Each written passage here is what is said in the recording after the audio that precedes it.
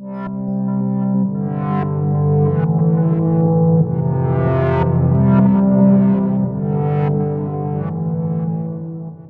to Unknown Unknowns podcast. This is episode 5.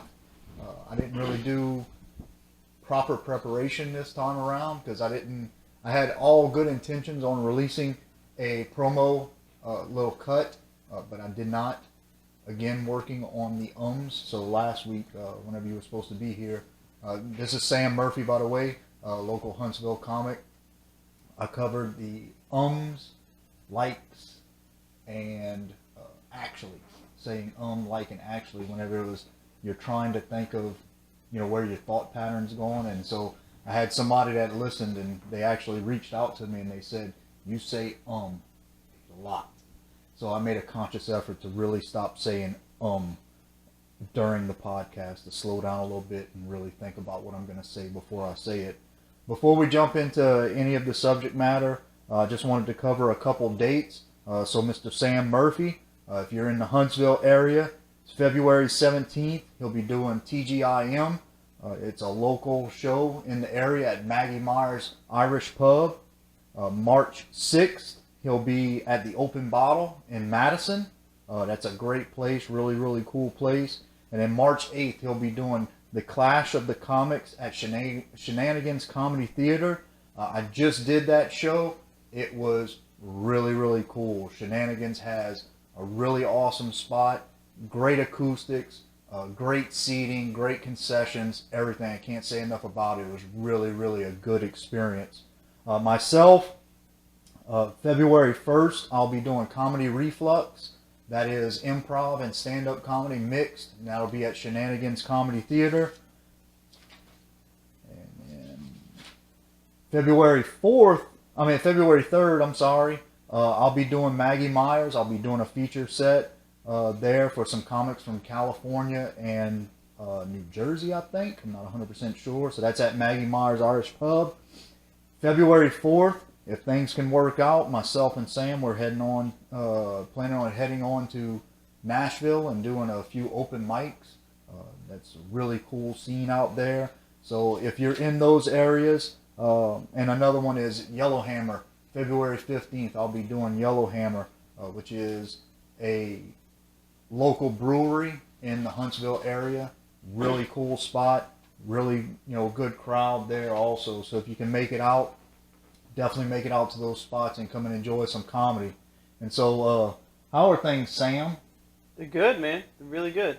Good. Yeah, so Sam last night, it was last night, right? Last night, yep. Yeah, so Sam last night got to film the fourth episode. Fourth episode of Punching Below the Bible Belt. That's something that I filmed a little while back. Supposed to premiere in April. April 1st, yeah. April 1st on Amazon Prime, so make sure you look out for it. Punching Below the Bible Belt. It's going to have a bunch of comics from all over the South that, are trying to make their mark. That's what we're trying to do. And so Sam got to record his. I'm super proud that he was able to get on an episode. It was really awesome. So hopefully it takes off. That's what we're looking for. So how was that experience? It's fun, man. It was like doing a little comedy special. I felt cool. Yeah. It's cool to have a bunch of people there. Packed room, great time. Jokes hit well. It's always good to have a full room of people, that are ready to go. But yeah, so that went well. Gant was up there. He did this joke. He talked about, what would you do if you had $140 billion? What's his name? From Amazon, that dude. Oh, Bezos? Yeah, if you're like Jeff Bezos and had that kind of money. And I was just thinking about it. I was like, dude, if I had $140 billion, I'd have a left hand right now. I would have grown that Jake back right now. Lizard hand. Yeah. I have $140 billion, but I spent $100 billion of it to get my left hand back. Because you still have a $40 billion. At work the other day we were having a discussion. Because did you hear about who was it that donated? Was it Bezos that donated $10 million to the Australia fires? Oh yeah. All right. So dude's worth $140 billion. and he donates 10 million bucks. It's like $10. It's like it's a $10 bill in his pocket. Yeah. Like he just peeled off that 10 and he was just like, yeah, here you go. But it's still 10. Like, he didn't have 10 Yeah, million. but now everybody wants to wonder why he's getting so much flack. I mean, the dude's worth $140 billion. It's a huge tax write-off. I'm thinking he should have not went under $50 million. Yeah, I could see it. I mean, it's really, if you think about it, it is. It's like $10. But if you think about it in a different kind of way, there was a point where he wasn't worth $500,000. Right? So how long do you think it takes for him to make that $10 million back? Oh, he's already got it back. Exactly. Like exactly. So say $10 million, he donates that. I'm thinking by the end of the week he has that $10 million back. Oh yeah, he's got it back. So what's the difference between 1 week or 5 weeks? Because 5 weeks he could have did the 50 million, and probably people would have been like, that's a pretty good gesture. You know, $50 million, that's a pretty substantial amount. Yeah. And 5 weeks later, he has $50 million back in his pocket. Yeah. I feel like he could spend like $1 billion. Nah, I don't even know what the student loan. See, I wouldn't do $1 billion. $1 billion is. I was thinking like, if he's really trying to get on people's good graces, paying off all student loan debt, but I don't know how much that is. Probably too much. Yeah, I would say that's going to be astronomical. And then you're getting into where he would change the makeup of the economy. Yeah. You know, the whole thing with student loan debt and everything is they need those interest payments. Like they need. Which isn't much on student loans. Yeah, but still, I mean, that's a driver in the economy is those interest payments. You know, he erases that. You know, yeah, they get that upfront payment, but they don't have that continued interest that builds into the system. That's true. But But the wildfires, wait, weren't those actually started by just people lighting fires? Yes. Yeah, it was like they're up to like 123 or something like that people that just decided, let's start a fire. And some of them were actually malicious about it. They were like starting a fire to Like cause this was havoc. intentional. Like, Yeah. I would call that a terrorist attack. Yeah. I mean, Or essentially it's it an is. act of terror, I guess. Yeah, it's anarchy. Like, I mean, Yeah. in the least, it's anarchy. Yeah. It's fighting against the system and causing civil unrest whenever there was none. Yeah. You know, but still, $10 million whenever you're worth $140 billion.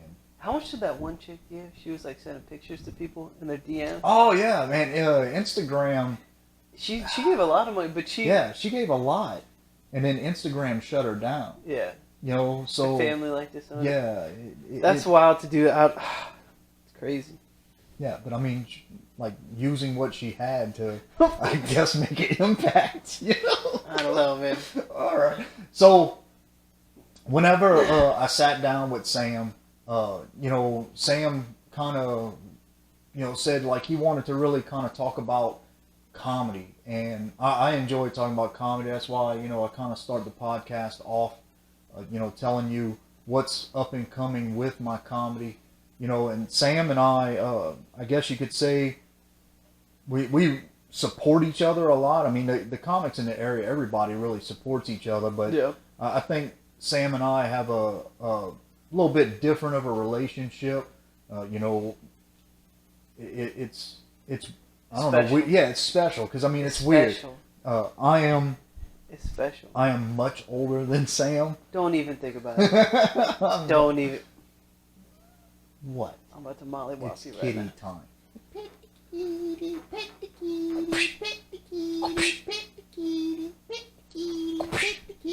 This one has been very ornery all day, biting me all day, because she wants her attention. She wants her camera time. So, when it comes to comedy, Sam, hey, you got to deal with the cat, man.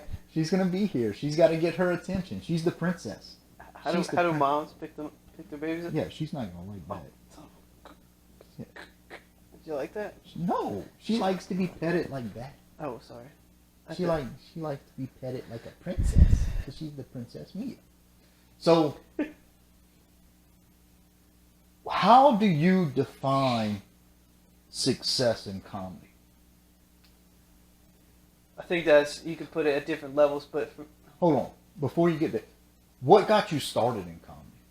in comedy, I'd always, so I've done a lot of public speaking in college and before college.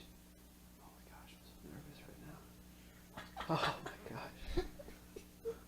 Hey, what's Just don't let her bite your face. She will bite your face. So, yeah, I did a lot of public speaking and stuff, and I was living in D.C. with a friend from college, and he showed me a comedy special on Netflix, and I was like, dang, this dude's not even that funny, but it would be fun to do that. And I was in D.C., and I'd worked with some people that did improv, and I'd always thought about doing it and never did it, and then moved down to Huntsville and had a bunch of time on my hands. I was like, you know what, I want to try the open mic, and I just Googled open mics, and went to this this like Irish pub called Maggie Myers, which is where I'll be doing that show in a couple months. But went there and just did an open mic, and it was like the greatest feeling ever, like telling jokes. I didn't really know where to start. I just was like, I'm gonna tell a funny story or something, and got up there and didn't really know like the whole joke writing process. I knew that I knew the art of storytelling because I did a lot of public speaking, that you got to keep people engaged and do different things. But I'd say joke writing isn't a whole different thing, but it's definitely got different aspects to it, you know. And so I think a success, what I was going to go into is like it's got different levels. Like sometimes when you're just in your head writing jokes or something comes along and you write a banger joke that you know is going to kill, that feels good. And then bringing that to a stage and having it kill, which is rare. You know, sometimes things are way funnier in your head. The worst is when I'm like hanging out with my wife and I get an idea and I'm like, oh babe, listen to this joke, and then she's like, oh, were you talking? That wasn't funny. That wasn't funny. But I think the ultimate for me is like killing a room. Like obviously when you say like success in comedy, you think of like doing a big, I don't know, stadium or theater or something like that, where you have a full room, you got fans, you know, people paying to come see you, where like your work is appreciated. But I think just making people, you got to keep it like, for me, in baby steps, in small little increments, you know what I mean? Because if you see like, oh, I want to be doing stadiums like at this level, you're not gonna get, because you don't just do that. You've got to make a small amount of people laugh. You know, you got to write jokes. You got to build up. It's really like a resume. It's like any other job. It's just a different product, which is laughter. You know. Yeah. So now, do you think? So you say that success, getting those people to laugh. Like I do believe that small, realistic goals that we accomplish over a longer period of time do build to like a greater sense of accomplishment. Like, man, you know, I really built something. I really put in the work. I really accomplished success. Like I'm kind of, you know, aligned with you on that. Do you think that you gain success from going and a set just completely falls flat also? Yeah, I think that there's something to be said about, there's mics, especially around Huntsville, you'll go to, and it's just like, either nobody's listening, there's like, like, I would rather have nobody listening and me trying some jokes out than have everybody listening and nobody's laughing. That's what it's like, they're just like staring at you, and they're like, what, are you going to say something funny? It's like, I've been trying all night. That's the worst, man. But just like, I don't know, I feel like I like to perfect a joke, but also I'm like at this crossroads where I don't feel like I want to perfect a joke so much that I'm just going to bomb on stage. You know what I mean? Like I want every experience, even if it's just an open mic, to be an opportunity to entertain, right? Because that's like the art of it. And I think that while you are like learning and perfecting your jokes, you know, you should throw some in there, but you should also have in your mind like you're an entertainer and you need to know how to entertain in this way the best. So when you're at like an open mic, there you go, make the room laugh. That's your entertainment. If you got to go off a little bit, if you got to joke around, you got to feel the room out. It's all about. It's just always weird. Like I saw a comic one time where you could just tell they were following their script so much, and you felt so distanced.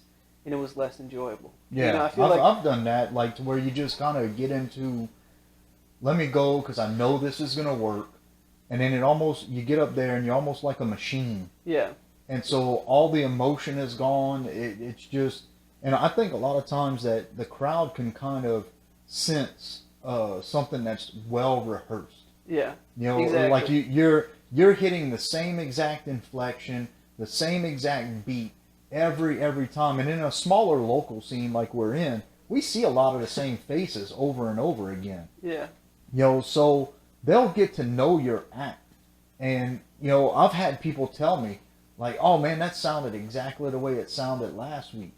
And sometimes, Yeah. like, I really, like, sometimes I'll do stuff 2 weeks in a row, but I really do try to do things different from week to week. But sometimes, you know, it's hard. Writing material is hard. Yeah. And so, like, to me, that's almost, whenever they'll say something like that, I'm like, gosh, I got to change that.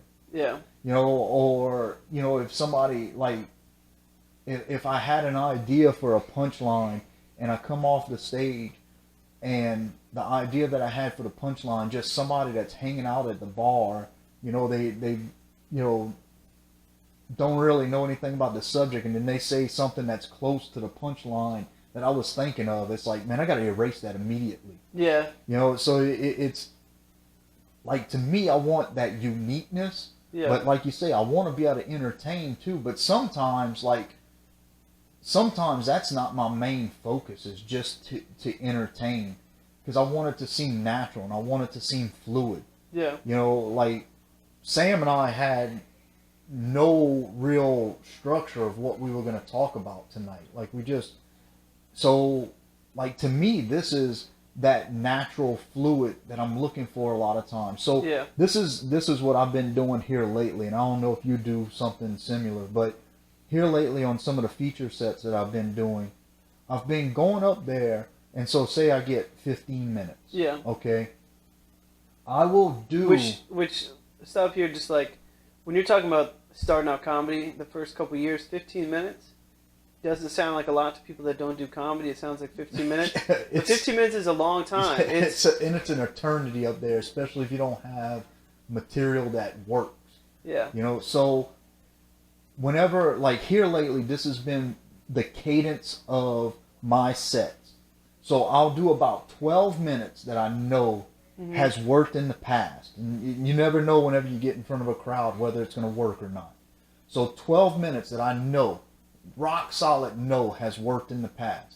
And then I'll do 3 minutes of just uncharted territory. Yeah. Like maybe just a little bit of an idea I had right before I went up there, and I'm going to kind of riff a little bit for 3 minutes. Open mics are the best for that. Yeah, 'Cause yeah. you threw out something, the Top Golf drink, which I used last night. Yeah, I used that asking for left-handed clubs, and it killed, dude. yeah. It was awesome. I was like, Yeah, see, I'm not going to Top Golf, but when I do, I I'm ask for always asking for left-hand gloves. Yeah, And it's good.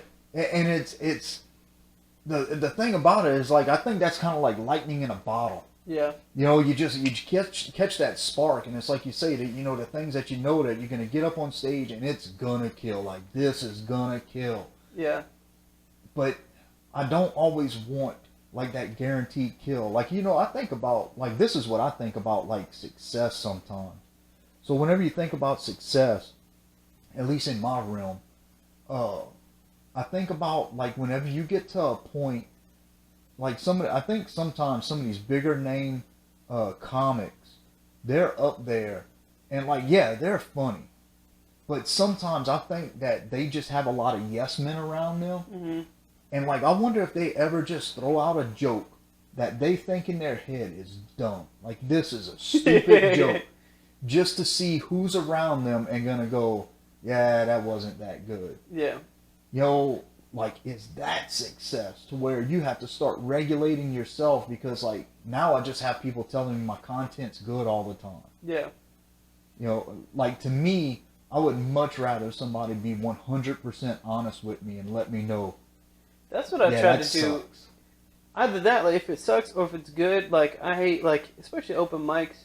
I feel like it's good to foster that, like, environment of, I don't know, like, where you feel comfortable to work in your craft, you know what I mean? And so I like to obviously offer, it depends who it is, but offer, like, my thoughts on it, you know what I mean? Which is why I appreciate our like comedy relationship because we're very honest, you know. But even just like if I find something good, I like to be specific about it. Like, hey, this joke, I like this part of this joke, you know. And I think it's good, and especially if I genuinely think like if I think about that joke like later on in the week, you know what I mean? I'll tell that person at the next open mic like, hey, that was a good joke, you know. I was thinking about it, and I think that like I appreciate that when that happens to me. Yeah. So I think it's important to call it something specific, and it makes people feel like I don't know, just in general life, but in comedy life, I think about jokes. I think it's good to call those out. You know what I mean? Just to understand that's the way you grow, and I think that the hardest thing though is for, like, I think you and me both know if we try a joke and it doesn't work, that it didn't work. Yeah. But there are some people that don't know that they don't work. Yeah. And that's so awkward. Yeah. And those people I don't feel confident like telling them, hey, I didn't like that. Like, how often do you revisit premises that, you know, because as we continue through this journey, you get better. You know, like Tom Hand always keeps telling me if I ever figure out how to write. He's great at offering. Yeah, but he keeps telling me if I ever figure out how to write, I'll be successful.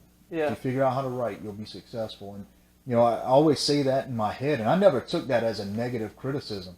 Yeah. Like, I took that as he sees something positive in me, and I just haven't reached that point yet. Mm-hmm. You know, and so... Which is good because... Yeah, it's good. You know you have to reach that point. If he was telling you anything else, then it would either be bad or it'd be bullcrap. Yeah, exactly. Yeah. You know, so I am... Like, I want to put that work in, and I want to know that I am writing good. Yeah. And, you know, so he's one of those super honest voices that he'll just flat out tell you, like, no, that wasn't good. Or, you know, think of something different, because there's a million people that have thought of that. Yeah. And so... Yeah, I've got, revisited premises. I've got so many premises in here, dude. Like, I've, will think of something, and I got to write it down, and I've tried to do the thing where, I don't write it down, so I'll remember it later, and I don't remember it later, but, I've got stuff in here, old road bike dudes in spandex suits. I feel like there's something funny in there, but, I don't know, or, just, stupid stuff, Lucy and I went to visit her grandfather, the retirement home, and there was, a menu on the wall, and it said, tossed salad or grilled cheese sandwich. It was just I don't know, just stupid stuff like that. Yeah. Yeah. So here, so you type your notes out. Yeah. Here, the way I make notes, I record all of my sets, audible. I don't visual, I audible. And so one thing that I learned listening to other podcasts is people doing the same thing, you know, recording those sets. And then I heard on a podcast somebody said something was it doesn't do any good to record those sets if you never listen to them. Yeah, which I'm glad. I hate listening to myself, so I do too, man. I hate, but I was recording myself without listening to myself, and so that's what I kind of discovered. I was like, man, how can I hear other things people say, and I'm helping, you know, get them, you know, better punchlines and things like that and all. And then it was like, oh, that's because I'm listening to them. Yeah. I'm recording all this stuff, but I'm never listening to myself. Yeah. And so I started listening to myself. And, you know, just chopping that wood, you know, man, just a 3 or 4 of my sets, and then deleting them. 3 or 4 of my sets, then deleting them, making notes on each. And the way I make my notes is with my voice recorder. I'll sit there and I'll, you know, say, hey, in between this word and this word, pause for a second, and then add this, because to me, that's the important stuff. The tempo, you know, tempo, inflection, pausing, you know. So last week in the podcast last week, a thing I had talked about is in comedy, you have to put your thoughts and words together to activate a nerve in somebody's brain that makes them laugh. Yeah. How do you get, how does that work? Which is hard with, the places, especially, I wouldn't say it's hard, but in Huntsville that's different too, because, those people that you're making laugh aren't going to always be your own crowd. You know what I mean? Yeah. They're not going to be like Copper Top where we go to. Is it they love the nastiest, dirtiest jokes you could ever think of. Jokes, and I don't really work in that kind of realm, so it's always a little bit difficult. Like getting somebody to laugh there is like, okay, let's go. Like I just try to. So I used to think that, man, if you got somebody to laugh at Copper Top, you were like the funniest person. You know, but it took me like a long time going there to realize that, yeah, that's probably just not my crowd. You Yeah. know, because It's a good. It's a like.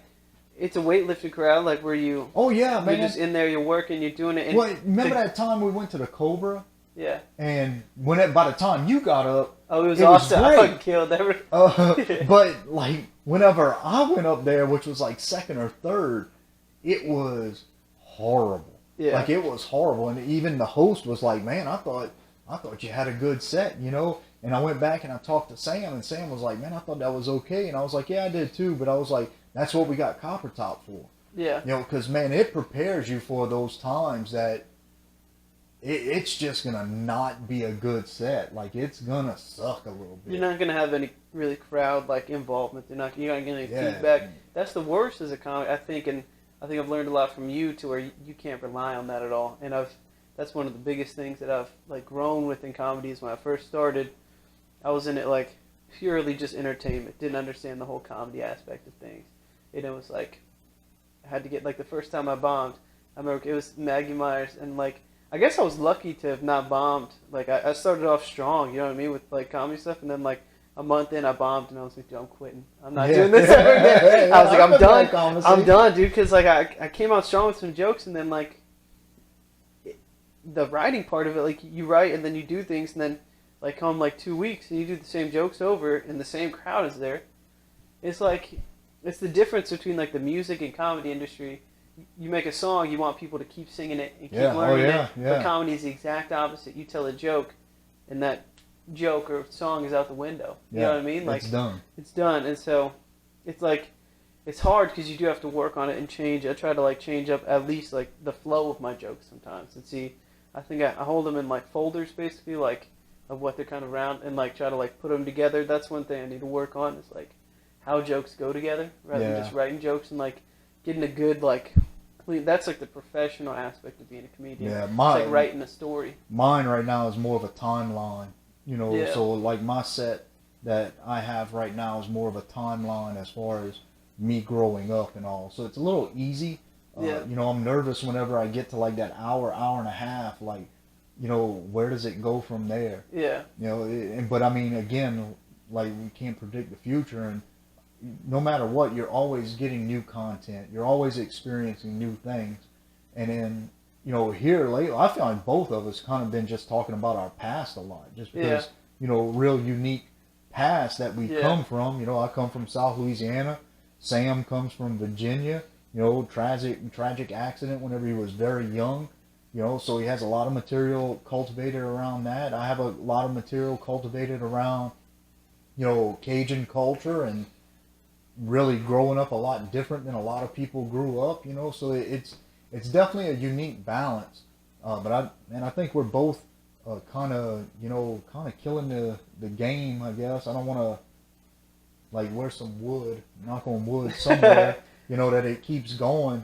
But here lately, I feel like I've really, I've been putting in more of the work. I don't want to say I've been putting in the work. I've been putting in more of the work. So I've been real stringent on sending out avails.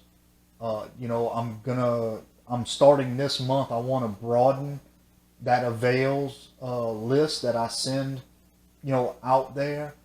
And because here lately, I think until this point, I've been kind of afraid of that no. Yeah. You know, that I'm not good enough just because I got a no. Or... See, I'm like... I guess I don't know what it is. Like, I just feel so, like... And part of entertainment is you got to put yourself out there. Yeah. And, like, I've always been of the mindset, like, if somebody wants me to do something, I'll let them ask. Yeah, and that's where and this is... Totally, like, so every raise I've ever gotten in every job I've ever had, I never asked for that raise. I just always got it. Yeah. You know, like I let my performance dictate my reward. They felt bad paying you so little. Yeah, like I let my performance dictate my reward.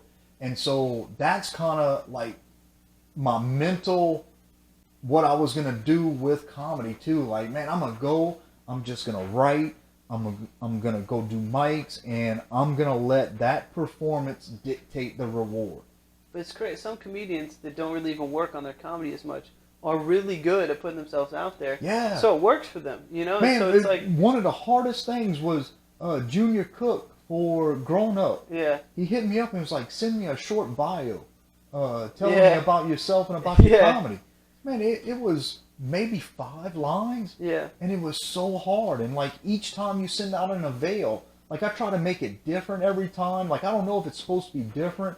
Talking to Scott, he was like, man, it might not be bad if you send out a video just showing them maybe you're not getting laughs all the time sometimes. He goes, sometimes they like to see that aspect because then they see you working. And so like right now, I'm waiting for my tape to come from Laughing Skull or the last time I went. Yeah.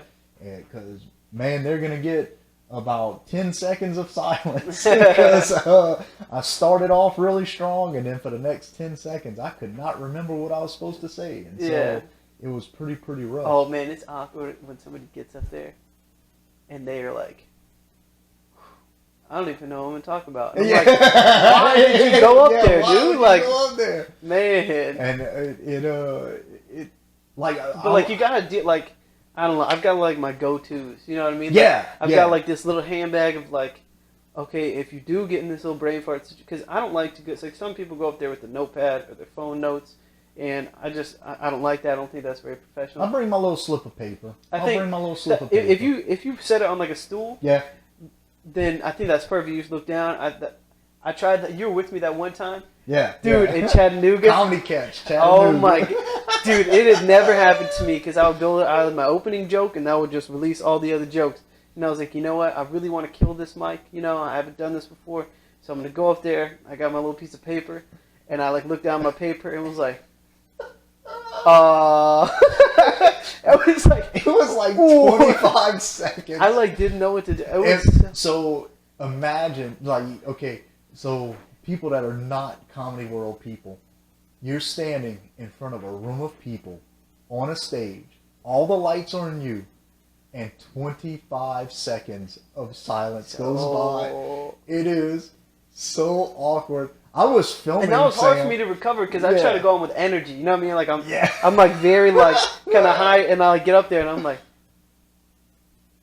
It it's like literally, it was so awkward. Like, I looked down that paper and I just like had to like It I can't was- do the whole thing. It was so awkward, and I'm just sitting there going, why isn't he talking? Why isn't he talking? It was so awkward. But you know what? Like, had that experience, and then we went to JJ's after, and, you know, Sam killed it. So there's, like, it's all learning. Yeah. Like, it's all a learning experience. You'll have those good experiences, and then you have those experiences, man, that they beat you down.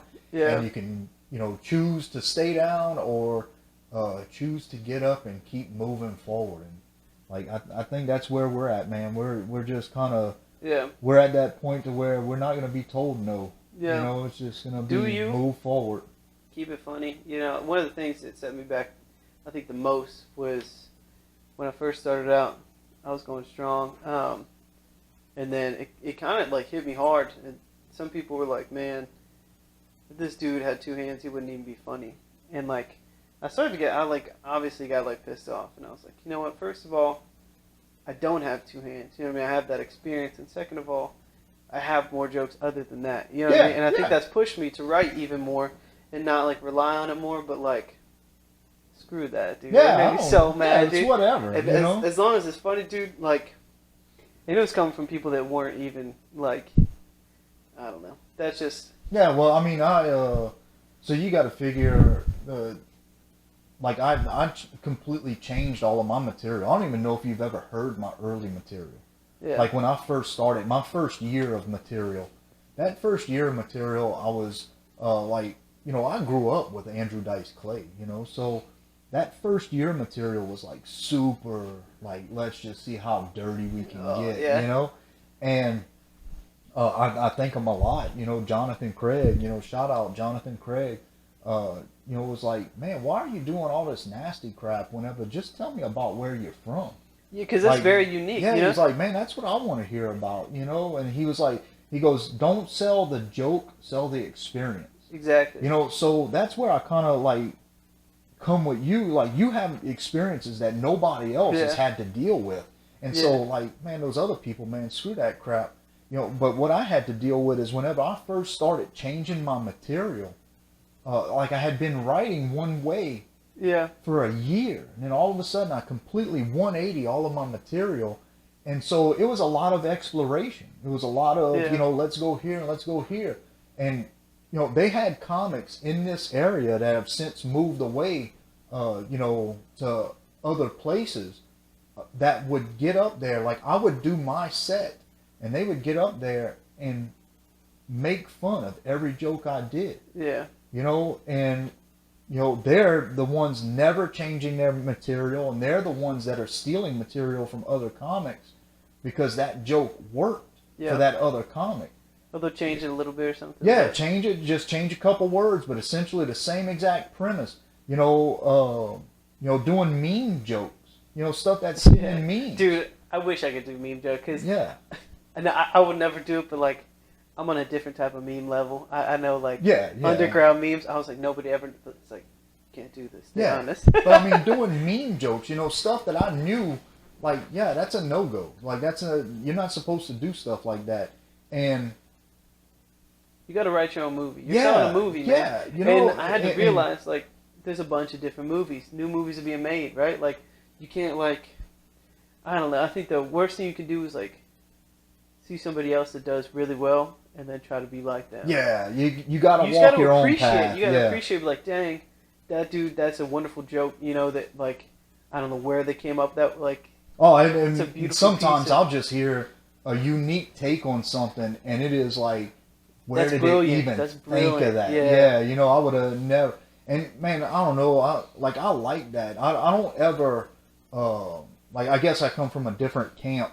I don't ever try to publicly shame somebody on stage for the joke they're writing or the way they're writing. I just think that's kind of petty, you know. And I will offer advice sometimes. But if it's a more seasoned comic, I feel that's outside of my realm. It's not my place to give them advice just because they are more seasoned. But if you think of a good tag. If I think of a good tag, I'll give anybody a good tag. But now, if I'm asked or anything like, hey, what did you think about that? I'm 100% going to be brutally honest. Yeah. And, you know, I'll preface it with, I'm not trying to be an asshole, but this is what I think, you know. Yeah. But it's one of those deals, man, that you get all these roadblocks and you get all these things that it's easy whenever you're pursuing something like this just to lay down and say, like, I'm done. Like, because I mean, I work a regular job, you work a regular job. There's no holding us, like, there's no, like, really need or reason to do it, you know? Like, it's just other than it's internal pure drive. passion, internal, like, I want to do this. And you got to, like, every time I get to that point, those thoughts that come up, I'm just like, do I really want to do that? Like, when it's open mic night, you know, you don't feel like going, you're like, do I really want to be a comic or do I not? You know, and it's like... Yeah, so putting this scenario out there. You quit comedy, okay? You quit today. And somebody that you were, like, started at the same time or anything like that goes on to be super successful. Yeah. Like, do you ever think, like, man, if I quit and somebody around me makes it and I know that I could have been right alongside of, like, to me, that's where the drive is. Yeah. Like, exactly. And I think that I love that about Huntsville comedy because I know, like, if one of us makes it, you know, they're going to bring a substantial amount of people with them. Yeah. You know? And, like, same with me, like, I'm going to bring a big amount of people with me. I think it's really cool that it's supportive, but like you just gotta be there for that, and you gotta be, because really once you get to a certain, like, once you get like funny jokes, you know what I mean, like, because there are people that are selling out stadiums that, like, I really appreciate, like, their hard work, but I don't really think that they're that funny, you know what I mean, like, there are some people that have, like, amazing, like, they're just brilliant, you know, and I think that if you get any pretty seasoned comic that's got a good amount of work in them, they could be in the same position as any big selling famous comic. Yeah. It's just when and where and who you're in front of. Yeah. You know, and so it could be really anybody at this point, or whoever picks them up takes them on the road with them. You know, big name comics, so they get that practice and that kind of stuff, and then they like that exposure too. that you know? exposure, Yeah. and they don't forget where they came from. And they bring somebody with them, and then you have the opportunity to do that, and like just bring it up. Like, I don't know. Yeah, you gotta be there. Yeah. You gotta show up to practice if you want to play in the game. Yeah, That's how it is. exactly. Yeah, and I think you got to keep it fresh too. Yeah. You know, and I think you have to be humble. Yeah. I think you have to You gotta appreciate your laughs. appreciate You can, every if you experience. expect a laugh, the room can, you know, like, I don't Oh, know. I never try to predict. Yeah. Like, I never try to predict, like, man, this is going to kill. This is going to kill. This Yeah. is going to kill. I have jokes that I know are good, you know what I mean? But if you expect to laugh and don't get it, and then you're mad, like, I hate when people are like, "Oh man, that was funny. You guys suck." It's like, well, maybe the joke was funny in like one room, but it wasn't that funny in this room. You know, Yeah. like. So that's just kind of. You do gotta keep it fresh, man. You can't ever really expect anything. You gotta stay humble. You Yeah. gotta realize that you're the one that's supposed to be producing the laughter, and if you're not, it's not on the room. Like, yeah, you have bad rooms, you know what I mean, but also you have rooms that aren't as. But I think that any room can be won by any comic. It just takes It just takes the right amount of jokes, the right type of jokes, the right feel, you know. Yeah, I try not to look for the scapegoat. You Yeah. know, that, oh, I didn't do well because it was raining outside. You know, I didn't do Yeah. well because everybody here is celebrating for New Year's. Yeah. You know, it's. I think Which if you- does happen. Yeah, it does, man. Because it people does. are partying, yeah. and you're over there Yeah, like, you're partying, and what's the deal with mustard? Exactly. Yeah, exactly. You know, so it's one of those deals, man. That I think it's if you become an excuse maker early on, then You're you not never gonna grow. You don't you struggle. never reflect on yourself as I didn't try hard enough, or I didn't work hard enough, or I didn't look at this joke from every angle. Try it at different pacing. Try it in different settings. You know, like the other night at Casual Pint, the open mic at Casual Pint on Wednesdays here in Huntsville, I completely reworked a joke on stage. You know, took parts, put them in different, and it worked so well. You know, Yeah. and I mean that was on stage, just completely reworked it on stage. And man, it was like, yes, that's what's been missing. Yeah. You know, and knowing every time I said that joke before that it wasn't the crowd, it wasn't, you Yeah. know, because it was raining, it wasn't because it was New Year's, it was because I didn't have it arranged right. I didn't have it written correctly, so I rewrote But it. that's so good, dude. Yeah. I remember when I was writing my Chick-fil-A bit, and it was starting to fall into place. And we were in Nashville, and like we hit 2 bits, and like I was like, oh, I know how this is gonna. Like I had solved the puzzle to that joke, you know, because like some joke, like you know when you have a joke where it's at its final completion, you know, and you can always add tags, you can extend on a different part of the story, but like from like start to like the final punchline, you know what I mean? And you're like, this joke is good. It's Yeah. complete, you know. It's complete. And that was like a cool feeling because I was like excited to go try it, you know. Yeah. I hate when I get in ruts where I'm not writing too much, or like I don't really like the jokes I'm writing, because it's just so much fun when you like the jokes you're writing, and it's like you're ready to go try them out. It's like you Yeah. got a new car and you're ready to drive it. You got You're like, new energy. yeah, you're ready to go, and it's like I want to try this. It's bad though when you're like so hyped, and then it's just like you get up there. You're like, But- Dijon's the best mustard. French's, man. French's is the Heck best. no, mustard. man. So, It's been a while, yeah. Sam, I'm so glad you were able to join me, man. It's been fun. The thing about it is, I know we're going to talk about this more, but I have a hard out at 45 minutes because SoundCloud, where you can get this podcast, I have a limited amount of time per 30 days, and so I cannot go over 45 minutes on any podcast. And so I've done a couple short ones to save up for ones that might be going a little long.